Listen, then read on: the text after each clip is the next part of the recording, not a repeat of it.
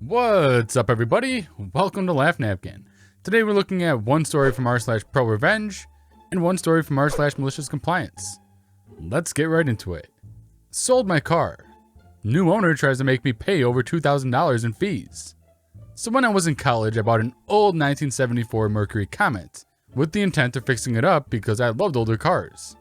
However, due to being a broke college kid, I eventually realized that I bit off more than I could chew and started looking to sell the car. Pretext: my apartment had one street where everybody could park if they didn't pay extra for a private parking space, and I couldn't afford to have a private spot, so this is where I parked. Since the street was a public street, they had a rule where you couldn't leave your car parked in the same spot for more than 72 hours, or else the car was technically abandoned, and they had the right to tow it. Now, I had problems with this rule since I had gotten the car. Most of the time this rule is pretty much ignored, as everyone parking here either lives in the apartment complex or they were parked there because it was the closest free parking area to my university, and all the cars just blended in with each other. The problem with my car was that it stuck out like a sore thumb from being from 1974, and admittedly looked like it couldn't even start. So I had gotten a decent amount of fines and tickets from them, but was always able to contest and win because I could prove I lived on the street, and always made sure I moved it to the other side of the street every 2 to 3 days so they legally couldn't tow it. Safe to say, every time the cars on my street were checked, they kept an eye out for mine to give some BS reason as to why they could ticket or fine me. They really didn't like me. Fast forward to selling my car. It took a while to find someone to sell my car to, but after a couple of months I finally found a buyer. He was a little older than me, but not by much. I was only getting $1,500, which sucked because I paid closer to $2,500 for the car, but thought I got my money's worth of driving around and was just glad to get something for it. He told me he couldn't pay all at once and wanted to know if we could do a payment plan for the car, which I agreed to because I just wanted the car gone. And so I wrote up a contract with everything detailing the sale in it, which he signed, I signed, and a witness, his friend who happened to come help him with the car, also signed. I got $500 in cash, and then a few days later the car was gone. So that was the end of it. Or so I thought. Fast forward a few weeks later, and I got a letter about the car. The car had been towed and was still in my name, because I completely forgot to do a title transfer when I sold the car, and had how much I owed at the bottom for the storage in the tow yard. Almost $2,000. I checked the date it was towed, and it had been towed a couple of days after I made the sale because the buyer never took the car. What also confused me was that it had been weeks and the buyer never said anything to me asking about the car and where it was. So I messaged him and tried to call him, letting him know what happened. He didn't get back to me until 6 days later, asking where it got towed to and if the car was still there. I gave him the information and he called the company to ask how much the total cost for the car was now. It had gone well over $3,000 now. Then I get a short message back that says, "Yeah bro, it's too much. It's already at over $3,000. I'd rather just get my $500 back." I'm sorry. The f***? I get a hold of him and basically tell him that he's not getting his money back and that this is on him. He shouldn't have left the car there for days, which I warned him about before he bought the car. He proceeds to tell me, "Look, we could do this the easy way or the hard way." To which I tell him he's not getting his money back and he needs to pay the towing company to get the car back. He immediately hangs up and sends me a message that says, "I'll see you soon." I, a 20-year-old college student who has never dealt with anything regarding the law, is now freaking out because the new buyer basically said F you, while I'm sitting here with an ever-increasing bill of over $3,000 in my name. Then I remember something. The signed contract that 3 people signed. The Revenge. So I find the contract in a folder in my closet and immediately take pictures of it, just in case I needed them, and then call the towing company to explain everything. The guy is super nice, and at first he tells me I might be completely screwed as I never sent in the title transfer to the DMV. However, once I bring up the contract, he says, "Oh, you have a signed contract from them before the car was towed? That's great. You should be fine as long as you send the title transfer indicating the sale date with the contract as proof to the DMV. I found out you can do one completely online, and once I sent it in, I didn't get any more messages from the towing company. However, I did end up calling the towing company a few weeks later to make sure I was in the clear. And what he told me was glorious.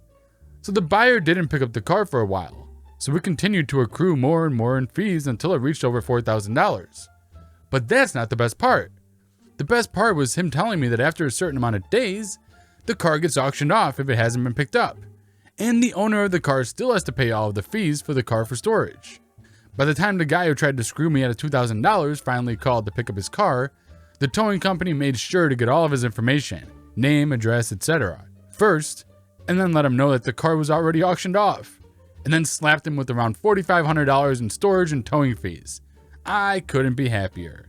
Oh, and if the buyer who tried to screw me is reading this, go yourself. Alright, so I already know what you guys are thinking. Did OP get the rest of his money for the car? I checked the comments and OP has responded. Here it is.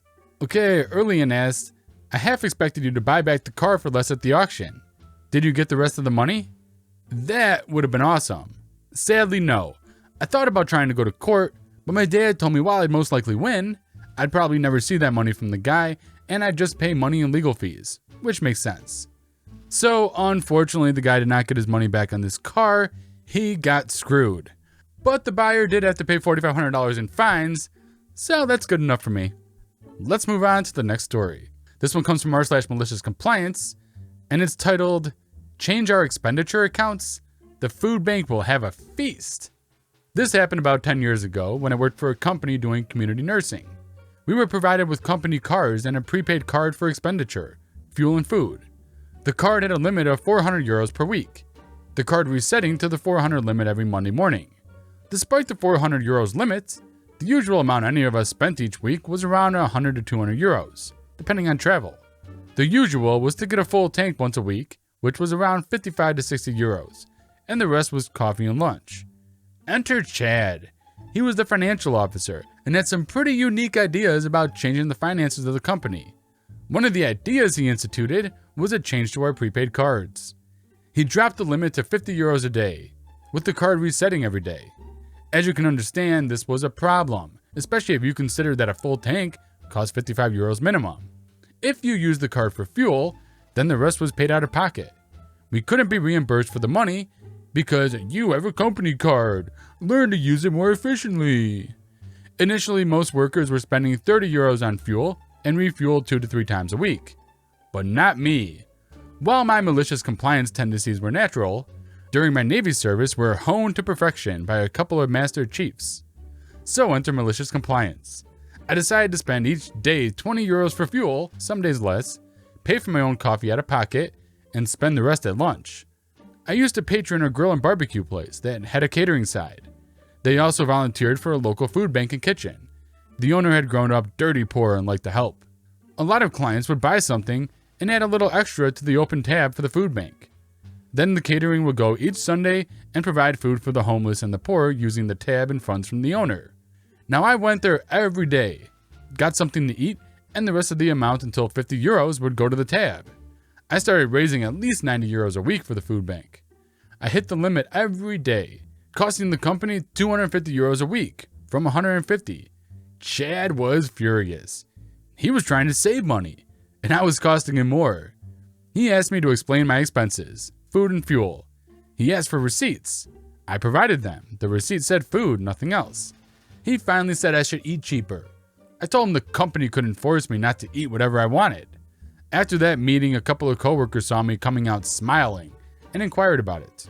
I explained what I was doing. The smiles on their faces. Soon afterwards, 6 nurses spent all of their expenses the same way. The aftermath. This went on for 2 months. Chad was livid because now he was losing even more money. The solution came unexpectedly. Unbeknownst to all of us, the owner of the company was a major contributor to the food bank. He knew about the restaurant helping out and had seen the richer buffets. He asked the owner of the restaurant about it, and he said a few nurses had started coming in, raising the tab, at that point 600 euros minimum. The owner put 2 and 2 together. I was called in for a meeting with the owner. I was anxious because I didn't know what it was about. When I got there, Chad was there also. During the meeting, Chad explained how he was losing money, but he couldn't do anything about it. I explained what our grievance was and how we took advantage of it. Chad replied, we shouldn't game the system for something so stupid as a food bank. The owner stopped the meeting right there. He reinstated the old system for expenditure. He reprimanded both of us for the whole mess, me a bit less, and informed me that if I make a donation for the food bank, to notify him and he will match it. The final result was getting our old system back, which we didn't abuse, a weekly donation to the food bank, and a major Easter Sunday barbecue for the food bank, sponsored by the company. Chad lasted only another 3 months, because his penny-saving ways dropped the quality of care we could provide. I stayed with the company until it was sold to new owners who were more like Chad. But that's a story for another subreddit. And that's how you game the system while helping out the needy people. Big round of applause for OP. And that brings us to the end of today's video. If you guys like these stories, be sure to smash that like button. And if you haven't done so already, subscribe for future videos just like this one. And I'll see you in the next video.